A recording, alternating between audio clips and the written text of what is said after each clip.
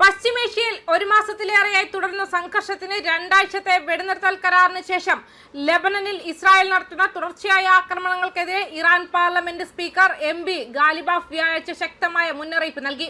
ഈ ആക്രമണങ്ങൾ കരാറിന്റെ ലംഘനമാണെന്നും ഇസ്ലാമിക് റിപ്പബ്ലിക്കിൽ നിന്നും ഉറച്ച പ്രതികാരം ക്ഷണിച്ചു വരുത്തുമെന്നും അദ്ദേഹം പറഞ്ഞു.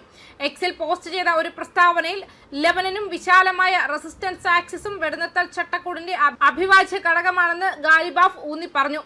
മേഖലയിലെ സംഘർഷം ലഘൂകരിക്കാൻ ലക്ഷ്യമിട്ടുള്ള നിർദ്ദിഷ്ട മൾട്ടി പോയിന്റ് ചട്ടക്കൂടിനെ പരാമർശിച്ചു.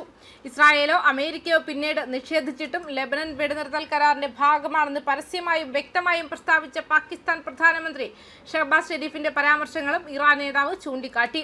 ഇറാന്റെ സഖ്യകക്ഷികളായ ലെബനനും മുഴുവൻ റെസിസ്റ്റന്റ് ആക്സിസും വെടിനിർത്തലിന്റെ അവിഭാജ്യ ഘടകമാണ്. പ്രധാനമന്ത്രി ഷഹബാസ് ഷെരീഫ് ലെബനൻ പ്രശ്നം പരസ്യമായും വ്യക്തമായും ഊന്നി പറഞ്ഞു. നിഷേധത്തിനും പിന്നോട്ടടിക്കലിനും ഇടമില്ല. അനന്തരഫലങ്ങളെക്കുറിച്ച് മുന്നറിയിപ്പ് നൽകിയ ഗാലിബാഫ് വെടിനിർത്തൽ കരാർ ലംഘിച്ചാൽ മറുപടി ലഭിക്കാതെ പോകില്ലെന്നും അടിവരയിട്ടു. വെടിനിർത്തൽ ലംഘനങ്ങൾക്ക് വ്യക്തമായ വിലയും ശക്തമായ പ്രതികരണവും ഉണ്ടാകാം. തീ ഉടൻ അണയ്ക്കുക എന്നും അദ്ദേഹം കൂട്ടിച്ചേർത്തു. അമേരിക്കയും ഇറാനും തമ്മിലുള്ള ദുർബലമായ വെടിനിർത്തൽ കരാർ തുലാസിൽ തൂങ്ങിക്കിടക്കുമ്പോഴാണ് ഈ സംഭവ വികാസങ്ങൾ വരുന്നത്. ലെബനനിലെ ഇസ്രായേൽ സൈനിക പ്രവർത്തനങ്ങൾ നിർത്തലാക്കുന്നതും വെടിനിർത്തലിൽ ഉൾപ്പെടുന്നുവെന്നും ടെഹ്റാൻ പ്രസ്താവിച്ചു. എന്നിരുന്നാലും ഹിസ്ബുള്ള ലക്ഷ്യങ്ങളിലേക്ക് വെടിനിർത്തൽ വ്യാപിക്കുന്നില്ലെന്നും വാഷിംഗ്ടണും ഇസ്രായേലും വാദിച്ചു. ഇത് നയതന്ത്ര ശ്രമങ്ങളെ കൂടുതൽ സങ്കീർണമാക്കുകയും വെടിനിർത്തൽ തകരാനുള്ള സാധ്യത വർദ്ധിപ്പിക്കുകയും ചെയ്തു. ലെബനനിലുടനീളം തീവ്രവും മാരകവുമായ ആക്രമണങ്ങളുടെ ഒരു പരമ്പരയ്ക്ക് ശേഷം ഹിസ്ബുള്ളയ്ക്കെതിരായ സൈനിക നടപടികളിൽ ഇസ്രായേൽ തുടരുമെന്നും പ്രധാനമന്ത്രി ബെഞ്ചമിൻ നെതന്യാഹു സ്ഥിരീകരിച്ചു. എക്സിലെ തന്റെ സ്വകാര്യ അക്കൗണ്ടിലൂടെ പങ്കിട്ട ഒരു പ്രസ്താവനയിൽ ആക്രമണത്തിന്റെ തുടർച്ചയായ വ്യാപ്തിയെ പ്രധാനമന്ത്രി ഊന്നി പറഞ്ഞു. സൈന്യം ശക്തിയോടെയും കൃത്യതയോടെയും ദൃഢനിശ്ചയത്തോടെയും ഹിസ്ബുള്ളയെ ആക്രമിക്കുന്നത് തുടരുകയാണെന്നും അദ്ദേഹം ചൂണ്ടിക്കാട്ടി. അതേസമയം ആണവ സമ്പുഷ്ടീകരണ പദ്ധതിയെക്കുറിച്ചുള്ള ഏതെങ്കിലും ചർച്ചകൾ ഇറാൻ വ്യാഴാഴ്ച ശക്തമായി തള്ളിക്കളയുകയും ചെയ്തു.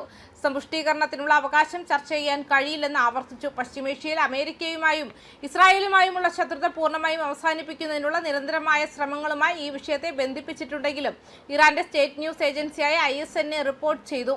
ഇറാന്റെ സമ്പുഷ്ടീകരണ പ്രവർത്തനങ്ങൾ പരിമിതപ്പെടുത്തുന്നതിനായി US-നും ഇസ്രായേലിനെയും പരാമർശിച്ച് ബാഹ്യസമ്മർദ്ദം വിജയിക്കില്ലെന്നും ഇറാന്റെ ആണവ കാര്യങ്ങളുടെ വൈസ് പ്രസിഡന്റും ആണവോർജ്ജ സംഘടനയുടെ തലവനുമായ മുഹമ്മദ് ഇസ്ലാമി പറഞ്ഞതായി ISNA റിപ്പോർട്ട് ചെയ്യുന്നു. ഇസ്ലാമിക് റിപ്പബ്ലിക്കിന്റെ സമ്പുഷ്ടീകരണത്തിനുള്ള അവകാശം വിലപേശാൻ കഴിയില്ല എന്നും അദ്ദേഹം ഉറപ്പിച്ചു പറയുകയും ചെയ്തു.